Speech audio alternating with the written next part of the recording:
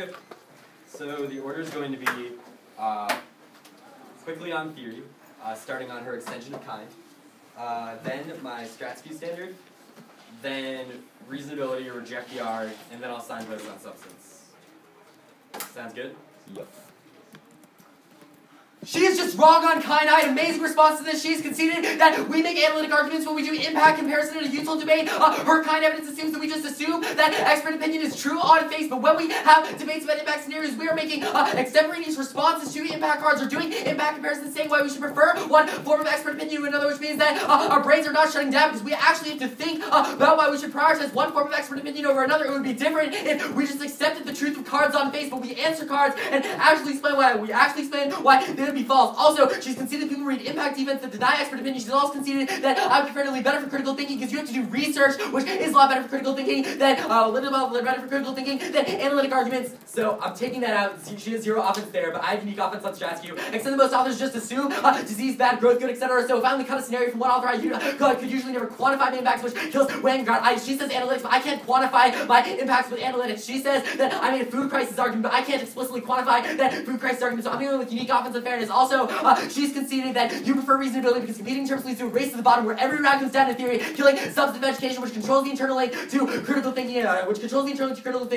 She just says that she doesn't know your bright line for reasonability, but the bright line I gave you is to gut check against dumb theory. She's also conceded that intervention is inevitable in Blimpy theory debates, which means that I'm the only one with unique offense on reasonability, even if education is not the most important thing in the round. An education link this large cannot be ignored. This is a clear reason for reasonability, but extend that you should reject the argument because her cards belong on the substance layer. She could have just read these as reasons why systemic impact comes first. There's literally no reason why you have to deter anything or vote on theory. She has conceded the theory proliferation analysis that I made, that she just encourages more frivolous theory when there's already so much in the activity, which crowds out substance. She's reading cards that belong in the substance layer, so you could just reject the argument and only evaluate the food crisis impact. That's the Lens 319 evidence, but so you'd vote out there. But I'm going to win boss turn.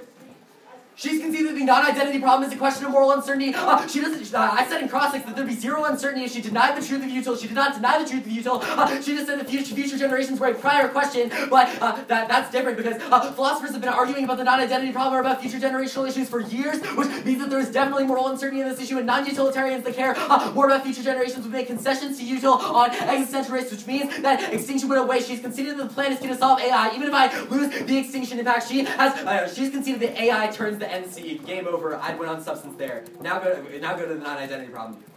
She's conceded that she does not have an empiric award for her future generations arguments. That takes out non-identity problem. But she's also conceded reasons that I did give to prefer my counter definition. My counter definition was that environmental policy is just policy. Environmental protection is just policies and procedures. The reason to prefer is that there's no reason why I have to defend an intergenerational obligation when I can sufficiently affirm through either short-term harms, which I do, because food crises will happen within a decade, and I can also affirm by saying that present people will be harmed, e.g. extinction also harms present people, which means that the burden she places on the app is not actually necessary.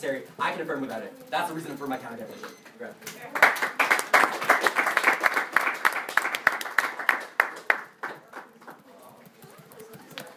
Can I see kind?